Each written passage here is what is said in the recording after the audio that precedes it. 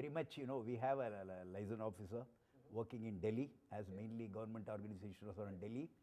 We have come up with a standard which is for chillers, which is shortly going to be adopted by Bureau of Indian Standards. Is going to become an Indian standard. Otherwise, earlier we had only standards from abroad for testing the equipments. Right. And we do work with Energy Conservation Building Code. Second edition is going to come. Any project, it has to be approved by Ministry of Environment and Forest. For that, they follow the Energy Conservation Building Code. ECBC Code 2 is coming. ISRE is a member.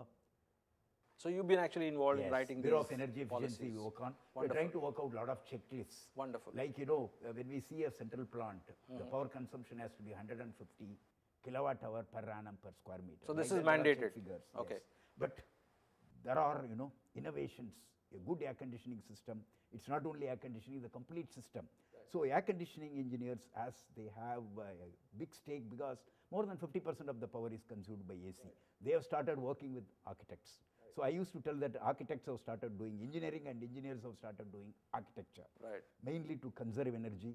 There are buildings called net positive buildings. Okay. They produce power and supply into the grid by using the non-conventional. So is there any specific example that you could tell our audience? For example, what we can do is that we can have a facade which has the photovoltaic cell built in, which will give power. Okay. For example, the household, now a house, we don't want to see the outdoor units, not multiple outdoor units, total facade is spoiled. We can have a single outdoor unit called VRF units that can produce hot water. Whatever the hot air we throw, the hot water can be produced without. So you're kind of recovering the energy that is being thrown out. Okay. Heat what is going out. So this has actually been implemented in many cases. Yes, being implemented in many of the villas and high-end apartments. Right, right. The other thing that you mentioned is that you also liaison with students and you get them involved in the society. Is there any specific skill set that is required to get people into the air conditioning industry? For example, if somebody wants to join the IT industry, then he has to be good at writing software and write codes and so on. But is there a specific skill set that you look for, or you say that I need only mechanical engineers, or maybe I can work with electrical engineers, can I work with chemical engineers, can I work with civil engineers? So is there a specific skill set that you need to enter the HVAC industry? With my 35 years of experience, I will tell air conditioning is common sense, and almost every discipline of engineering we deal with. First, start with architecture. We also suggest various simulation tools. Through various simulation tools, we tell how the building has to be located. Number two, the air conditioning equipment, central plant require huge mass of equipment like chiller. So work with structural engineers, huge cutouts are required. As I told earlier, more than 40 to 50% of the electrical power is required. So we have to work with the electrical engineers. Water is required for the cooling tower. We work with public health engineers. Environment is very important. Gas leakage and all, we work with environmental engineers. A lot of systems are automated, like you have your iPad. You can operate the air conditioning system for a house through this. Work with electronic engineers. The programming has to be done on that. You work with software engineers. So literally there is no engineering discipline which is not really working hand in hand with engineering. So you feel I am proud to be an HVAC. So therefore you feel that all these skill sets are very easily available in the Indian context. So you get a lot of engineers queuing up to join the industry. Does that happen? Yes. Okay. Actually, everybody talks about IT. Now IT is a little slow. The students are interested in coming to the infrastructure industry. As I was telling, it's not a must that only mechanical engineers has to be into HVAC. Electrical can be there, electronics can be there. A lot of girl students are coming into HVAC because it has various. So there's no gender discrimination. Okay. There can be design work. There are planning works. They can sit in the office work. There are site work, maintenance work. So how does ISRE as a society sort of approach the students and try to motivate them to come and join the air conditioning industry? Is there any specific campaign that you undertake, or what are the kind of programs that you actually do for the students to motivate them to come into your industry? See, first of all, as I was telling that, the fees for the students itself is very affordable, 350 rupees per annum. Okay. And then we have a nice piece of journal, bi-monthly journal. But that goes out to all the members? That goes out to all members. We also send it to the colleges. Plus, we are also working with various companies through our industry captains meet to give an internship for the students. So I they see. have to do the project work. Right. They can go to the companies. Plus, during many programs like ACREX, we do a quiz program. We do a design competition, and honoring the right people are important. So we honor the students, or we honor our members who are doing a good work, recognition. Okay, I want to stop you there. You mentioned something called the ACREX. Yes. So what exactly is the ACREX now? See, ACREX was invented in the year 1990 in ISRE. Since then, it is going on. It is scheduled in What Bangalore. exactly is that? Yes, ACREX is the South Asia's largest exposition Oh, I see. on air conditioning, Okay. refrigeration, and allied services there.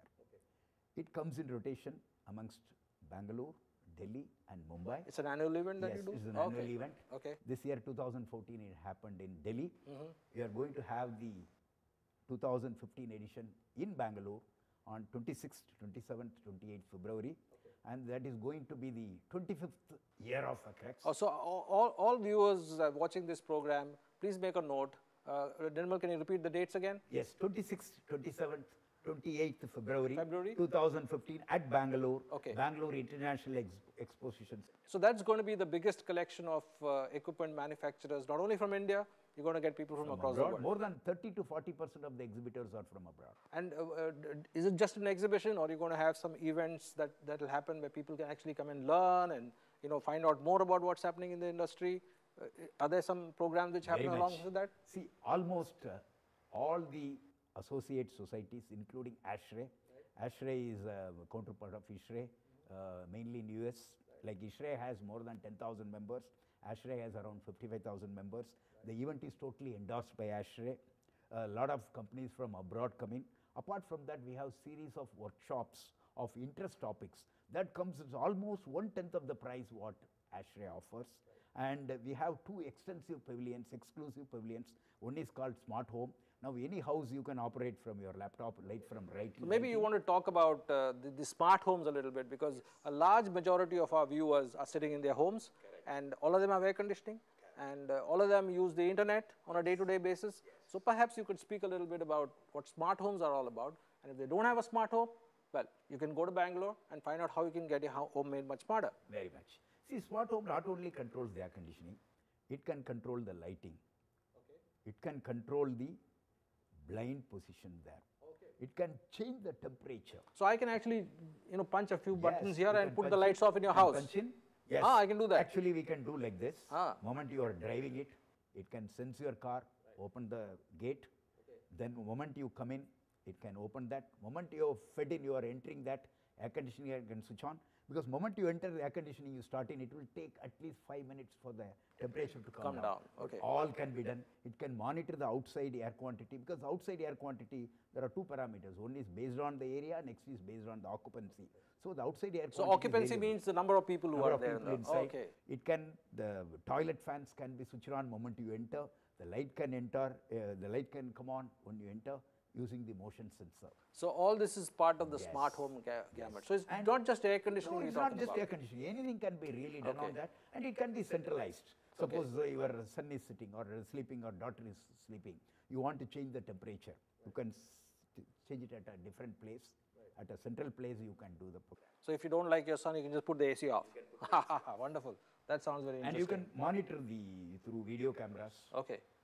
So many features. So this is going to be featured in a big way at the featured in, coming thing there. You ACREX. can see that we are building a smart home model itself, a functional model. You can see that. So have you done something like this in any of your previous shows? Coming out with something which is very special and demonstrating to people how most of the things that you talk about can actually be converted into actual Very reality? fantastic question. In BIEC, when we had the Bangalore International Exposition, when there was ACREX 2012, we made a building called Prana. Called? Prana. Prana, okay. In that building, we had all these non-conventional passive methods of cooling. The chilled water coils are embedded in the floor. We have a solar refrigerator. We have a solar panel which is producing the light. Such details are functional. So not only along with that. So when you do all this, what happened? I mean, what's the advantage of doing all this? Why did you go around and do all this? See, how did mainly it is benefit? that dissemination of knowledge. No. When you said that at Prana, you went in and used all these non-conventional sources of heating and cooling and stuff. That's right. How does the consumer benefit? How does it help his home or his office when we use all this? Did it make it more energy efficient, or? Yes. See, always I was telling life cycle cost. One is the cost has to be affordable. All these, why these non-conventional methods like solar panel, why the cost is not affordable? Because the volumes are not there. Moment we put on, everybody will try to do that and ask for. For example, 20 years ago, this building automation system, I as a consultant when we proposed, the owners will tell it's expensive. Why you want it? Now, absolutely there is no application without automation. In the same way, the day is not for when the home is without home automation. When the requirement, demand increases, the prices come down. So that is one on that. And as I was telling, when we take power or run air conditioning from this non-conventional methods, we save a lot of energy. That is what is required for the nation. Particularly warm place, a tropical place like us, we have to harness the solar power. Okay. So Nirmal, it's been fun chatting with you. But tell me, what brought you to Goa? I mean, in Goa, do you think there's a lot of air conditioning being used, or what actually brought you here? Yes, Goa, even though I do business only in Bangalore, I was told that a lot of industrial units, pharmaceutical units, they go one step higher as far as air conditioning is concerned. They call it as a clean room. When we produce a medicine, the atmosphere has to be very clean. They count the particles in terms of volume, this many particles in the cubic foot. So the pressure regime also is important. So that is one step higher. Goa is flooded with a lot of applications and a lot of hospitality. You see a lot of hotels and all are there. Definitely Goa is a good place where we see. So you guys are actually doing some program here in Goa? Yes, very much. So your Goa chapter we is do a program called TechFest, okay, which is going on for a long time. So you do it every year? Yes, we do it every year. Right. And we try to, everybody would like to come to Goa. It can be a person from abroad or from Israel. Right. So we try to pool all our resources. We have various committees, right from advisory committee, technical committee, finance committee. Then we do a certification program. So all these committees plus the chapter presidents, all they come over here. We talk how to do this dissemination of knowledge in a better way. So you guys come here and do a lot of hard work? Yes, hard work. Oh, but we and in we Goa do the fellowship in the evening as well. We in Goa are very laid back, No problem. So when we you're do here, fellowship. Okay, wonderful. We do fellowship in the Great. evening. So work and life, we balance it. So the TechFest happens every year in the month of August? In the month of August. Okay. And you do this for how many days? Is it a one-day program? Actually, TechFest is for a one day. A couple of TechFests were for 2 days. All right. So we try to ask, there are so many committees, we cannot consolidate in a single day. We spread over 3 days. So probably 2-3 nights the officers stay there. So they do the business. Right. They do enjoy, do the fellowship in the evening. They go for outing because Goa is a nice place to enjoy. So they have a fun. Wonderful. And Nirmal, is benefited. It's been a great pleasure talking to you. Thank you. Thank you. This is a great pleasure for me to talk to Nirmal. I keep running into Nirmal once so often because of the fact that my interest in it, and we go back a long time. And I hope that this little chat that we had has been able to bring to you the importance of air conditioning in all our lives, and how air conditioning is not just a luxury anymore, and that it is becoming more affordable. But at the same time, one has to view it in the context of the energy that is being consumed, and we also need to take care of the environment so that we can leave the world a better place for our future generations. And as Nirmal rightly said, that there is a society called HVAC, which is working very hard to ensure that all the equipments that we use are safe and that they are energy efficient, and they're also working to make sure with the children in the school to ensure that they realize that we need to make this world a more sustainable place. Thank you very much for watching.